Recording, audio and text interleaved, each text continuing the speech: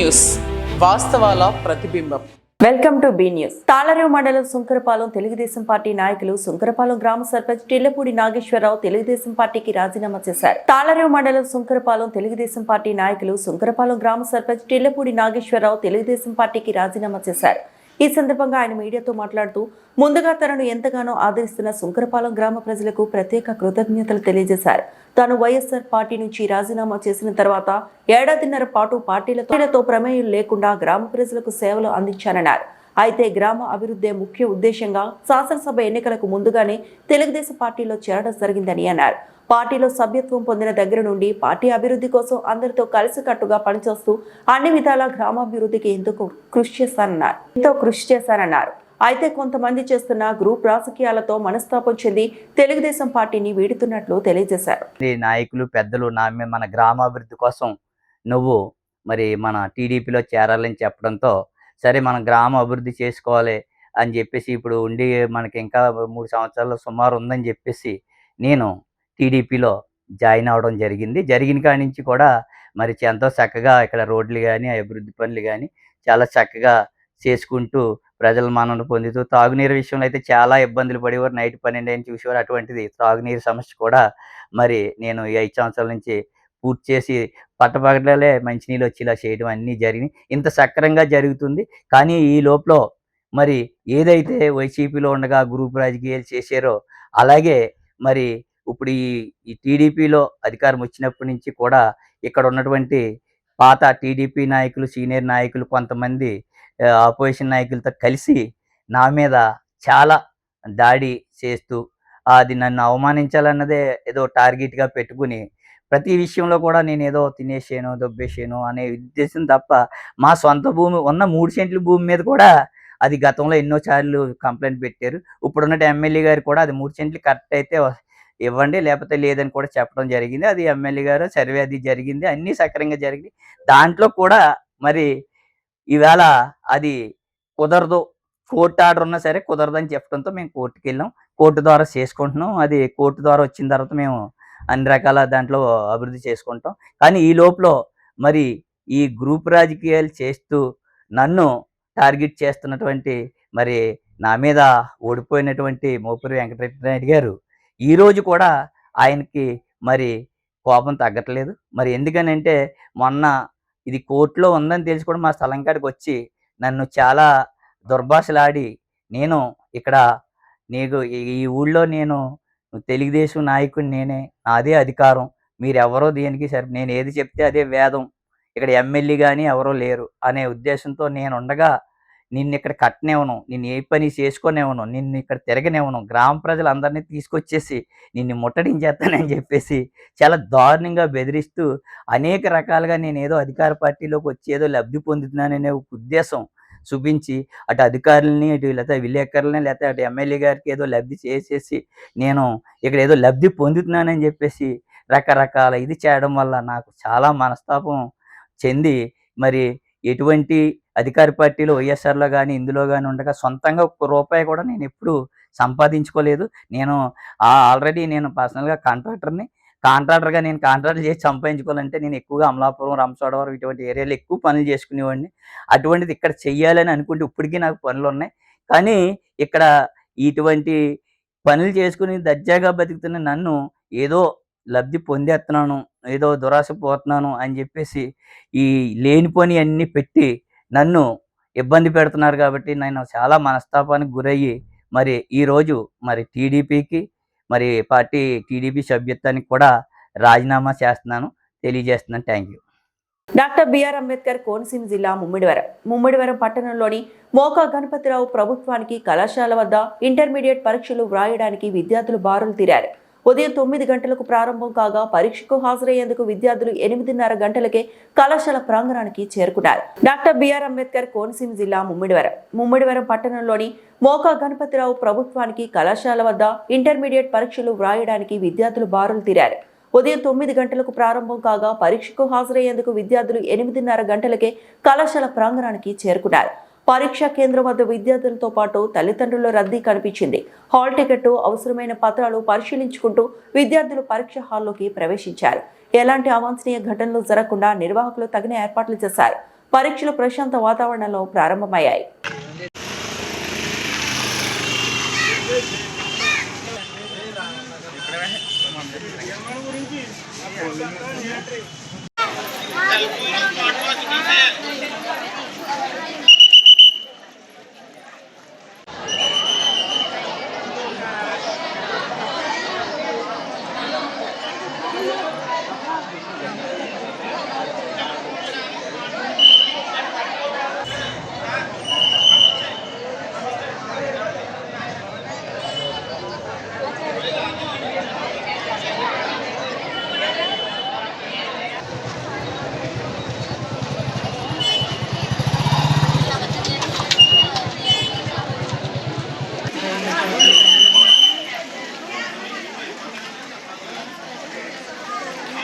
Cell ఫోన్లు కానీ smart వాచ్లు కానీ ఉంటే తీసుకెళ్ళండి.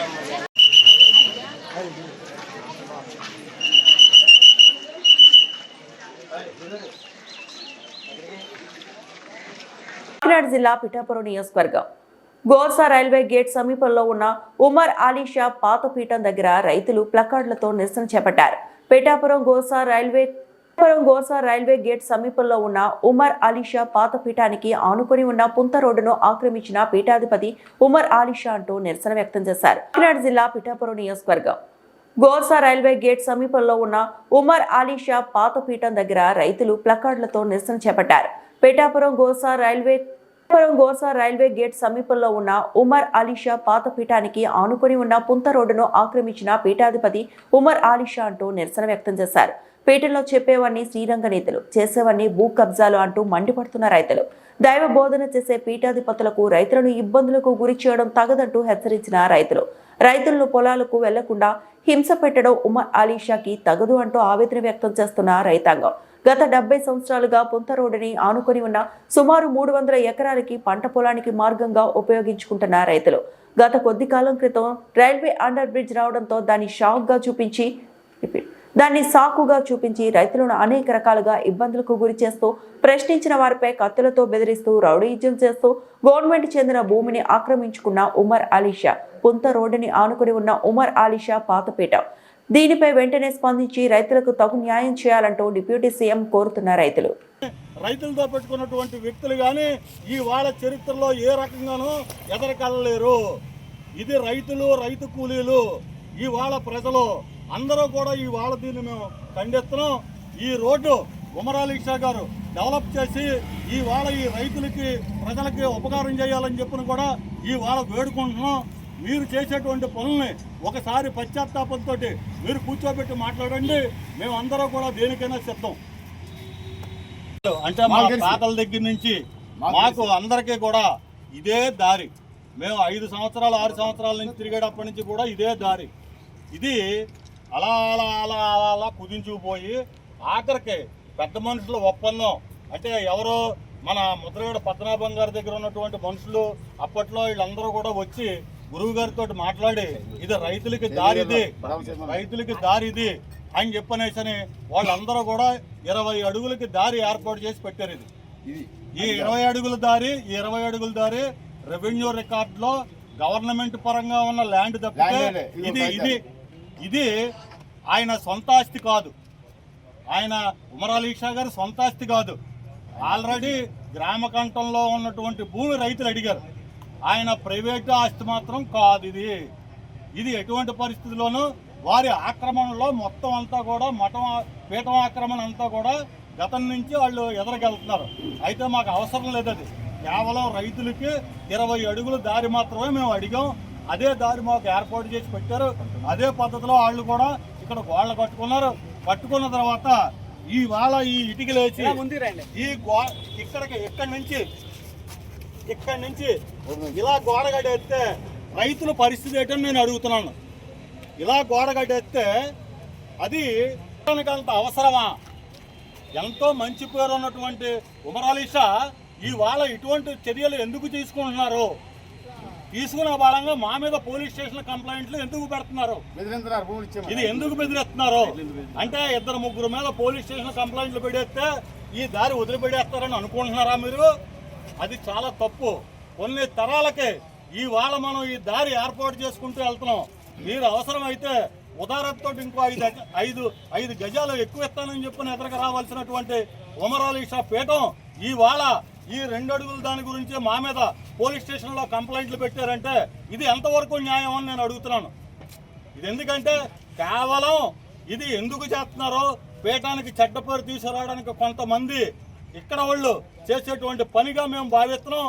ఈ వేళకి ఉమరాలి షా గారి మీద మాకు అపారమైనటువంటి గౌరవం, ఆయన చేసేటువంటి సేవలు ఇక్కడ ఎందుకు చేయడం లేదని నేను అడుగుతున్నాను. ఈ రైతుల పట్ల ఎందుకు మీకు ఇంత కక్షని నేను అడుగుతున్నాను.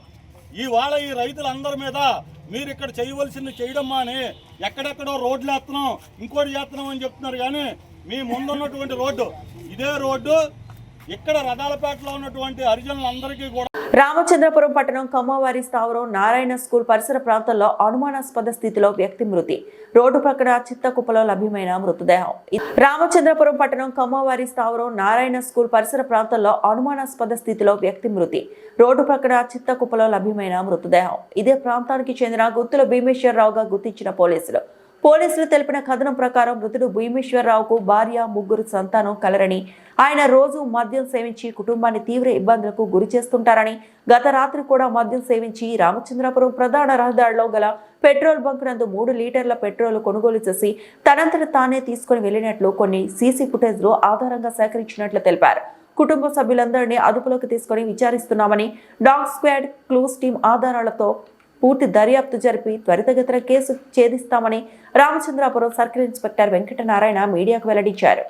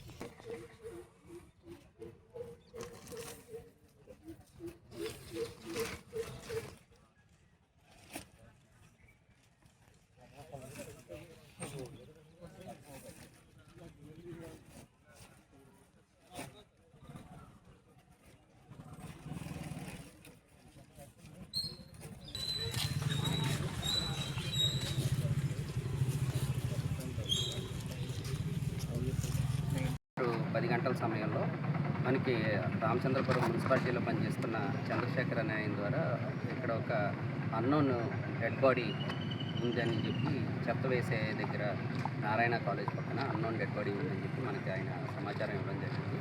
దాని మీద ఇమీడియట్గా నేను మా ఎస్ఐ గారు టీంతో వచ్చి ఇక్కడ చెక్ చేయగా ఒక అన్నోన్ మేల్ డెడ్ బాడీ సుమారు 55 సంవత్సరాలు ఉంటాయి ఆయన పడిపోయి చనిపోయి ఉండడం జరిగింది. అది బాడీ కూడా పార్షియల్గా కొంచెం బర్న్ అయ్యి ఉండడం జరిగింది. దాని మీద మేము చుట్టుపక్కల ఎంక్వైరీస్ కండక్ట్ చేస్తే గుత్తుల భీమేశ్వర అనే ఆయన చనిపోయిన వ్యక్తిగా తెలిసింది. ఫర్దర్ ఎంక్వైరీ చేసినప్పుడు ఆయన ఫ్యామిలీ డిస్ప్యూట్స్ ఉండడం వల్ల రాత్రి సుమారు 9 గంటల సమయంలో ఇంట్లో నుంచి బయటకు వచ్చి మన మెయిన్ రోడ్లో ఉన్న ఇండియన్ ఆయిల్ పెట్రోల్ బంక్ దగ్గర పెట్రోల్ కొనుక్కొని రావడం జరిగింది. ప్రస్తుతానికి ఆయన ఇంట్లో ఉన్న ఇబ్బందుల వల్ల ఆ పెట్రోల్ పోసుకొని అందించుకున్నట్టుగా మేము భావిస్తున్నాము. ఫర్దర్ ఎంక్వైరీ చేసి పూర్తి వివరాలు మరొకసారి తెలియజేస్తాం. కోనసీమ జిల్లా రామచంద్రపురం ఎమ్మెల్సీ అనంతబాబు డ్రైవర్ దళిత యువకుడు వీధి సుబ్రహ్మణ్యంను హత్య చేసిన తర్వాత గత వైఎస్ఆర్ పార్టీ జగన్ ప్రభుత్వం సాక్ష్యాలను తారుమారు చేసి కేసులు నీరుగార్చే ప్రయత్నం చేయడంతో దళిత నాయకులతో వీధి సుబ్రహ్మణ్య తల్లిదండ్రులు నారా చంద్రబాబు నాయుడిని గతంలో కలవగా ఖచ్చితంగా మీకు న్యాయం చేస్తానని చంద్రబాబు నాయుడు మాట ఇవ్వడం జరిగింది. పిట్టా వరప్రసాద్, ముప్పాళ్ల సుబ్బారావు, మరియు కొంతమంది దళిత నాయకులు పోరాట ఫలితంగా సుప్రీంకోర్టు పోలీసు ఉన్నతాధికారులపై చర్య తీసుకోమని ఆర్డర్ ఇవ్వడంతో కూటమి ప్రభుత్వం పోలీసు ఉన్నతాధికారులను సస్పెండ్ చేయడం జరిగింది.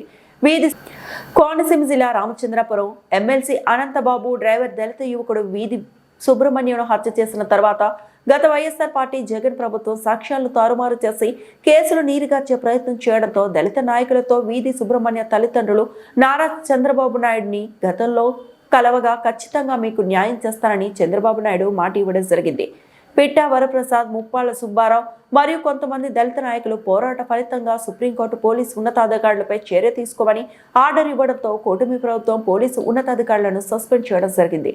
వీధి సుబ్రహ్మణ్యం కేసు విషయంలో తక్షణమే స్పందించి పోలీసు ఉన్నతాధికారులను సస్పెండ్ చేసినందుకు గాను రామచంద్రపురం నియోజకవర్గ తెలుగుదేశం పార్టీ దళిత నాయకులంతా హర్షం వ్యక్తం చేసి త్వరలోనే ఎమ్మెల్సీ ఆనందబాబును అతని భార్యను అరెస్టు చేయవలసిందిగా డిమాండ్ చేశారు. కోనసీమ జిల్లా రామచంద్రపురం నియోజకవర్గం కాజులూరు మండలం తనుమళ్ల గ్రామం కూటమి నాయకుల ఆధ్వర్యంలో మంత్రి వాసంశెట్టి సుభాష్ కి పాలాభిషేకం చేశారు. గత 20 సంవత్సరాలుగా పెనుమళ్ల గ్రామం నుంచి తనుమలకు వెళ్లే రోడ్డు చాలా అధ్వానంగా గుంతలమయంగా ఉండడంతో ఇరు గ్రామాల ప్రజలు మంత్రి సుభాష్ కి తమ ఇబ్బందులు తెలియజేసిన వెంటనే తక్షణమే స్పందించి 71 లక్షలతో తార్ రోడ్డు వేయించిన తనుమళ్ల పెనుమళ్ల గ్రామ ప్రజలు కూటమి నాయకులు సుభాష్ కు ధన్యవాదాలు తెలియజేశారు. ముఖ్యమంత్రి చంద్రబాబు నాయుడు, డిప్యూటీ సీఎం పవన్ కళ్యాణ్ కు మన మంత్రి వాసంశెట్టి సుభాష్ కి పాలాభిషేకం చేసి కృతజ్ఞతలు తెలియజేశారు. ఈ కార్యక్రమంలో గ్రామ sarpanch Pothula Bhavani, Bheemaraju, AMC director Kandavalli Srinu, parliamentary అధికార ప్రతినిధి Panum Veerabrahma, DC chairman Pepakayala Bobby, booth chairman Boola Suresh Babu, ఏడిది భానుప్రకాష్, జనసేన నాయకులు దార్ల బాబీ, ఊబా వివేక్, కండవల్లి శ్రీనివాస్, ఇతర కూటమి నాయకులు, గ్రామ ప్రజలు ఈ కార్యక్రమంలో పాల్గొన్నారు. మరి అరాచకాలని, అక్రమాలని మాకు మేమే నెత్తినేసుకున్నటువంటి మా దళిత సామాజిక వర్గాలు గుర్తించి మరి 24లో ఏదైతే పవన్ కళ్యాణ్ గారు, మరి అలాగే అనుభవజ్ఞుడైనటువంటి నారా చంద్రబాబు నాయుడు గారు, అలాగే లోకేష్ గారు యువ నాయకుడు, మరి అలాగే బీజేపీ పెద్దలు ఏదైతే గత 15 సంవత్సరాల నుంచి ప్రభుత్వాలు నడుపుతున్నటువంటి కేంద్రంలో బీజేపీ ప్రభుత్వం కానీ కూటమిని నమ్మి మరి చిన్న చిన్న వ్యక్తిగత కులాల విషయంలో ఉన్న సమస్యలు పక్కన పెట్టి ఏదైతే 5 సంవత్సరాలు వైసీపీ ప్రభుత్వం చేసిన అరాచకాలని సమరగీతం పడే విధంగా 24లో కూటమికి అత్యధిక మెజార్టీతో గెలిపించింది. మరి ఈరోజు ఒక్కొక్క కేసుపై దర్యాప్తు చేస్తూ మరి మాకున్నటువంటి ప్రభుత్వ నమ్మకం లేనటువంటి పరిస్థితుల్లో ఈరోజు ప్రభుత్వాలు కానీ కోర్టులు కానీ ఒక్కొక్క కేసుని పునఃపరిశీలించి వారిపై చర్యలు తీసుకోవడం మేము హర్షిస్తున్నాం. తప్పనిసరిగా ఈ రాష్ట్రంలో ఉన్నటువంటి దళిత సంఘాలన్నీ కూడా కూటమి ప్రభుత్వానికి మద్దతు తెలుపుతాం. ఇవే కాకుండా మరి జల్లి శ్రీనివాస్ ఏదైతే ఉందో కోడికెత్తి కేసు, తప్పనిసరిగా ఆ కేసులోని కూడా విషయాల్ని మరి ఆ రోజు జగన్ గారు కోడికత్తి డ్రామా ఏదైతే ఆడాడో ఆ కోడికత్తి డ్రామాలో ఉన్నటువంటి మరి అమాయకుడైనటువంటి 5-6 సంవత్సరాలు జైల్లో ఉంచినటువంటి జల్లి శ్రీనివాస్ గారు కేసు విషయాన్ని కూడా ప్రభుత్వం మరలా ఇలాగే పునర్పరిశీలించి ఖచ్చితంగా దానిపై మరి దర్యాప్తు చేయాలని చెప్పి మా ప్రభుత్వాన్ని కోరుతున్నాం. మరి అలాగే ఈరోజు గడిచిన 2 సంవత్సరాల్లో ఈ ప్రభుత్వం అనేక సంక్షేమ పథకాలను కానీ మరి అలాగే రాష్ట్ర అభివృద్ధిని కానీ దృష్టిలో పెట్టుకుని ఖచ్చితంగా ముందుకెళ్తుంది. ఈ ప్రభుత్వానికి ఖచ్చితంగా దళిత సంఘాలన్నీ మద్దతుగా నిలబడి రేపు వచ్చే 3 సంవత్సరాల్లోనే కూడా ఖచ్చితంగా ఏదైతే కింద కులాలు, అణగారిన కులాలు ఉన్నాయో వారి విద్య, ఉద్యోగం, మరి ఉపాధి లక్ష్యంగా పనిచేస్తుందని చెప్పి నమ్మకంతో ఖచ్చితంగా ఈ కూటమి ప్రభుత్వానికి మేము మద్దతు తెలియజేస్తూ తప్పనిసరిగా ఏదైతే మరి వీధి సుబ్రహ్మణ్యం కేసుని మరి తప్పనిసరిగా ఉన్నతాధికారుల ప్రమేయం తప్పుడుదో పట్టించిన విషయంలో స్పందించి వెంటనే వారిని శిక్షించే విధంగా ముందుకెళ్తుంది. వారికి ప్రభుత్వానికి ధన్యవాదాలు తెలియజేసుకుంటూ మీ అందరికీ సెలవు తీసుకుంటూ పశ్చిమ గోదావరి జిల్లా నర్సాపురంలో డ్రోన్ సాయంతో ప్రయోగాత్మకంగా విద్యుత్ స్తంభాలపై 11 kV కొత్త విద్యుత్ వైర్ బిగింపు. ఉమ్మడి గోదావరి జిల్లాలో తొలిసారి నర్సాపురం నుండి ఎలమంచిలి సబ్ స్టేషన్ వరకు డ్రోన్ సహాయంతో పనులు. 10 మంది చేసే పనులు 2 కార్మికులతో పనులను పర్యవేక్షిస్తున్న ఈపీడీసీఎల్ ఎగ్జిక్యూటివ్ ఇంజనీర్ మధుకుమార్ రామకృష్ణలు. పశ్చిమ గోదావరి జిల్లా నర్సాపురంలో డ్రోన్ సాయంతో ప్రయోగాత్మకంగా విద్యుత్ స్తంభాలపై 11 kV కొత్త విద్యుత్ వైర్ బిగింపు. ఉమ్మడి గోదావరి జిల్లాలో తొలిసారి నర్సాపురం నుండి ఎలమంచిలి సబ్ స్టేషన్ వరకు డ్రోన్ సహాయంతో పనులు. 10 మంది చేసే పనులు 2 కార్మికులతో పనులను పర్యవేక్షిస్తున్న ఈపీడీసీఎల్ ఎగ్జిక్యూటివ్ ఇంజనీర్ మధుకుమార్ రామకృష్ణలు.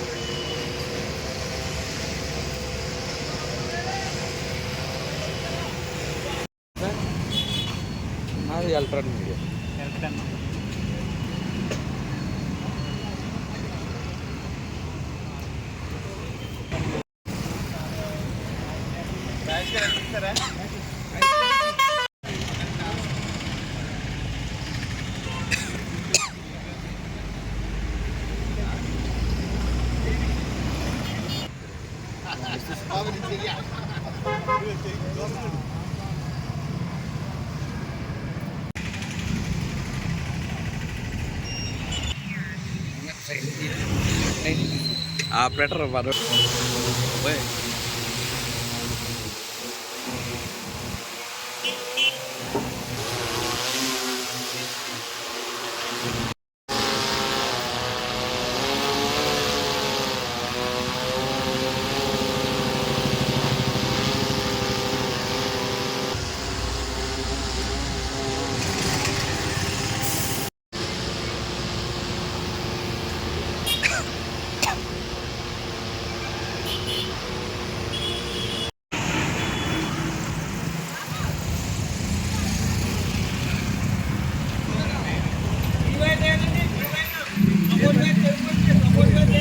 అందరికి నమస్కారం అండి.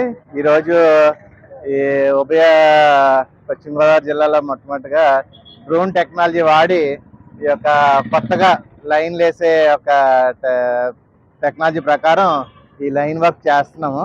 దీనివల్ల ఏంటంటే 3 గంటలు పట్టే పని కేవలం ఒక పావు గంట 20 నిమిషాల్లో ఆ డ్రోన్ సహాయంతో మనం చేస్తున్నాం. దీనివల్ల ఏంటంటే ఏదైనా కొత్త లైన్ లాగినప్పుడు ఆ లైన్లో ఉన్నటువంటి ఫీడర్లన్నీ సప్లై ఆపి చేయడం జరుగుతుంది.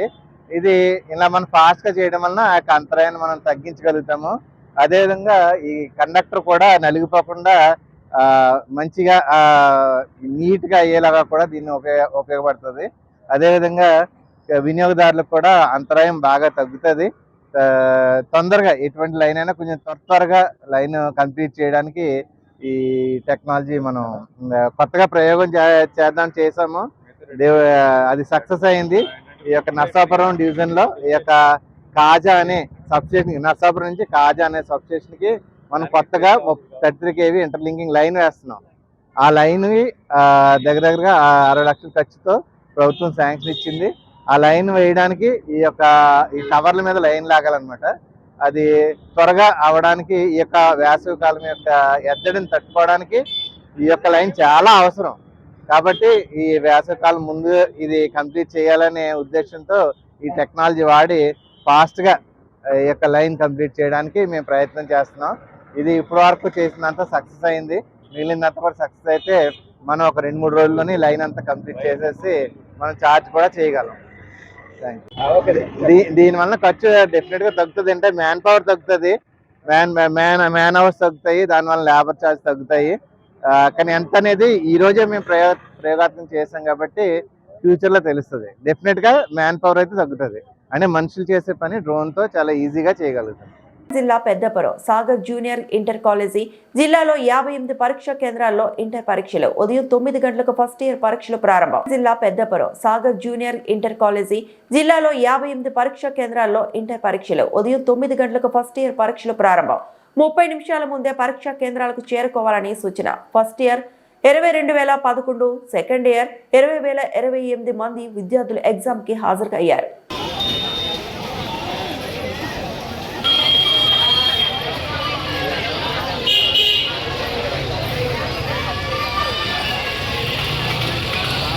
దర్యాలతిప్ప గ్రామంలో ఘనంగా నిర్వహించిన MKR light weight tennis ball tournament finals ఉత్సాహభరితంగా జరిగాయి. ఈ కార్యక్రమానికి ముఖ్య అతిథిగా విచ్చేసిన మల్లాడి కృష్ణారావు క్రీడాకారులను ఉద్దేశించి ప్రేరణాత్మకంగా మాట్లాడారు.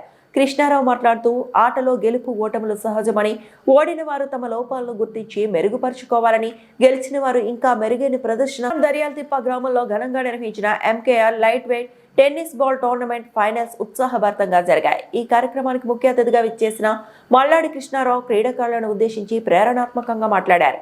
కృష్ణారావు మాట్లాడుతూ ఆటలో గెలుపు ఓటములు సహజమని, ఓడిన వారు తమ లోపాలను గుర్తించి మెరుగుపరుచుకోవాలని, గెలిచిన వారు ఇంకా మెరుగైన ప్రదర్శన కోసం కృషి చేయాలని సూచించారు. ఒకరిని ఒకరు విమర్శించే ధోరణి కాకుండా ఆరోగ్యకరమైన పోటీతత్వం ఉండాలని, అదే క్రీడాకారులను ఉన్నత స్థాయికి తీసుకెళ్తుందని పేర్కొన్నారు. అలాగే దర్యాలతిప్ప గ్రామంలో ఈ గ్రౌండ్లో త్వరలో క్రికెట్ నెట్స్ ఏర్పాటు చేయనున్నట్లు తెలిపారు. దీని ద్వారా యువ క్రీడాకారులు తమ ప్రతిభను మరింత మెరుగుపరుచుకునే అవకాశం కలుగుతుందని చెప్పారు.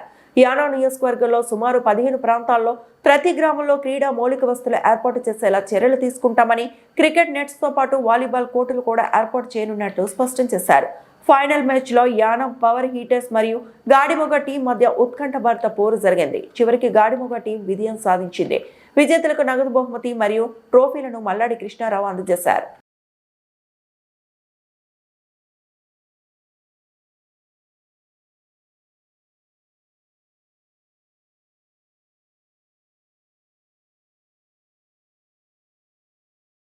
వార్తలు ఇంతటితో సమాప్తం.